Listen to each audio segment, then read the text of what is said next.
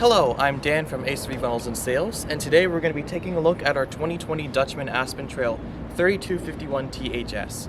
Today I'm going to be showing you everything you need to know about the outside and the inside of this trailer, so you'll be all set and prepared when you come to rent from us. Over here in the front of the trailer we have a few things. In this here we have two propane tanks, going to total about 10 gallons total. We've got sensors on each of these propane tanks that will show you how full or empty they are. If you do need to refill them, truck stations and campsites will do it for you. But apart from that, the propane tanks are going to power things like your stove, your oven, your water heater, and your fridge when you're not plugged in. Also in the front here, we have some stickers that will show you the dimensions of this trailer. So we have the length, the width, and the most important one is the height here. You should be mindful of places like parking garages and drive-thrus. Unless you're going to like New York City, any tunnel should be fine. But still, just be mindful of the height wherever you go. Behind the propane tanks, we have the house battery right here. It's going to be for very minor electrical things like the lights, the awning, the slide out. It's going to be charged when you're plugged into your vehicle or when you're plugged in at a campsite. And below that, we have a spare tire underneath the trailer. In this left side, we have a compartment that stretches across the front of the trailer. So over here we have the power cord. It's going to be 50 amps for this trailer, but attached is also a 50 to 30 amp adapter. We'll also give you a 30 to 15 amp adapter just in case you need that for your campsite. Once you're plugged in, all the major electrical appliances will work. That'll be your TV, your microwave, your AC unit, and your outlets. Next that here is your city water inlet. We'll give you the hose for this. So when you're at your campsite, you're just going to plug it in here. You can take the water from the campsite and go directly into the pipes to bypass your own freshwater tank. So this is when you want to take it from the campsite instead of your own tank. Down here is your dumping station. This is going to be where you'll dump out your black and gray waste tanks. So all you want to do is just take this part of the sewer hose that we'll give you, the teeth, just clip it on right here. And then you can take the part with the 90-degree elbow and stick this in the ground at your campsite or wherever else you're dumping. From there you have two valves here which are color-coded. You have a gray valve, that's your gray tank, your sinks, and your shower. And you have the black valve, that's your black tank, that's your toilet. Once it's pulled out like this, that means it's open. So if there were anything in the tanks right now, they'd be coming out. We recommend you open up the black one first, and then the gray one to flush it out. There will be sensors inside that will show you how full or empty these tanks are. So once they're empty, all you have to do is just push them back in to close it, unclip the hose, and you're all set. Over here is your TV cable inlet. We'll give you the TV cable. You just want to plug this in to the post of the campsite. You can get all the channels through cable. If you don't have TV cable hookup at your campsite, you can also use the antenna in here. You can find local channels through the air. And finally on this side we have the hot furnace exhaust, so expect it to be hot and don't put your hand here. Now this trailer is actually a toy hauler, meaning the back will come out, and I'll show you that right away. And this is the trailer with the back fully open. I'll get to the inside here once we go inside the RV. Over to the right side of this trailer, we have jacks, two in the back and two in the front. They're going to run on the house battery, so you just want to extend it, just pull down and then retract it. So over here is your outside shower. So let's say you're at the beach, you want to wash up the sand before you head inside. You can just open this up, wash yourself down, simple as that. Over here is the tank flush valve. You won't have to worry about this, it's just for us when you get back. And next to that we have the hot water exhaust. I'll talk more about the hot water inside, but just know, like the hot furnace exhaust, expect it to be hot, don't put your hand here. And next to that we have two 15 amp 110 volt outlets. Just make sure you're plugged in for these to work. And on this side we have the freshwater inlet as opposed to the city water inlet.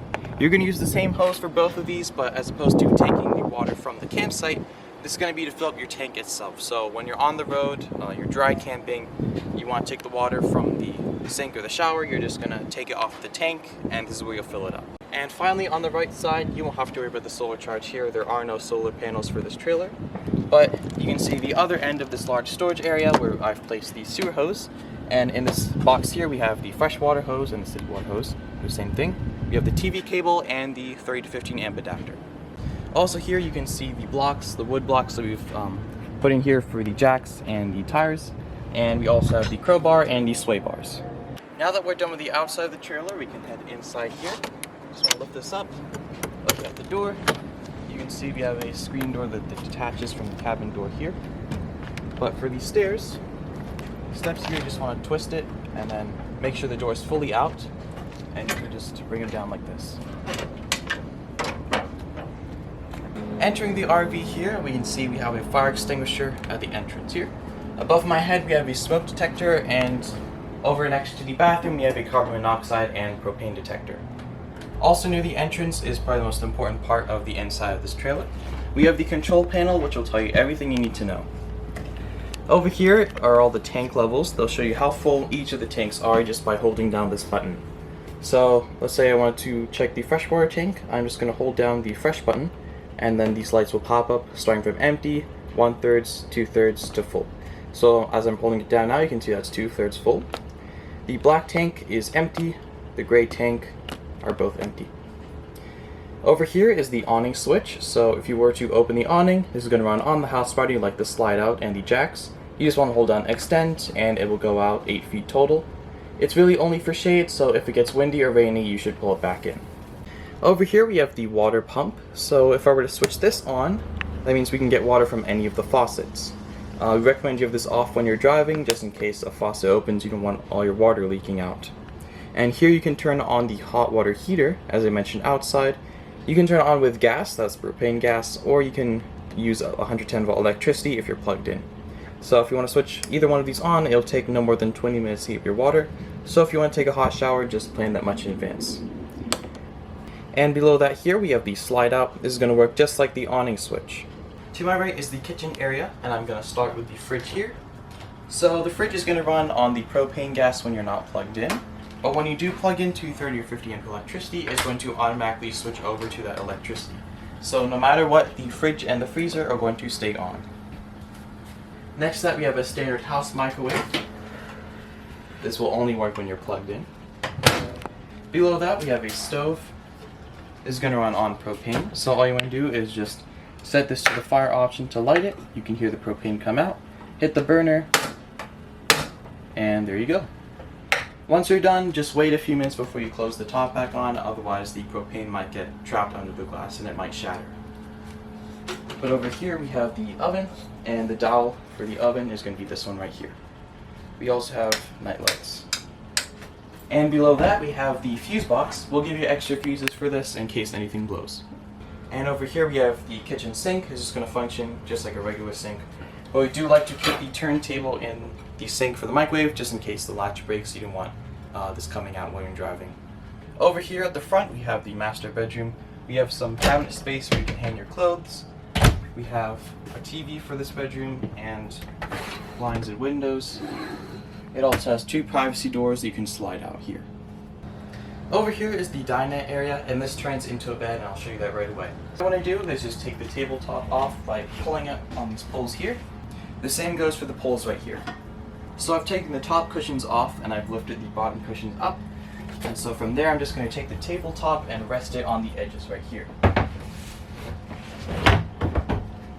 Finally, we're going to take those top cushions and lay it across here, and this is your bed. Over here in the front we have another TV for the living area. We have a radio that connects to the outside. You can connect your phone with Bluetooth to this one as well. And we have a furnace down here. Also with these keys, as far as the keys go, the purple keys are going to be for the cabin doors, as well as this one is just a copy, and the silver key is going to be for the compartments outside. We do have a 24/7 roadside assistance number, so you can call this for any questions you have at any time. Over here is your AC thermometer. So if you want to switch the settings, you're just going to keep pressing this left button here, the mode. It was on off, so I'm just going to switch it over to cool, which is the snowflake here, and then you can control the settings, the temperature with the arrows right here. You can also use the furnace, which is going to run on the propane and the battery instead of when you're plugged in. But if I want to turn it off, I'm just going to keep pressing it until I get to off here. Here's the bathroom. So we're going to start with the toilet here. Just make sure the water pump is on for any of these things to work, but the toilet is going to function just like an airplane toilet. You're just going to push down on that pedal here.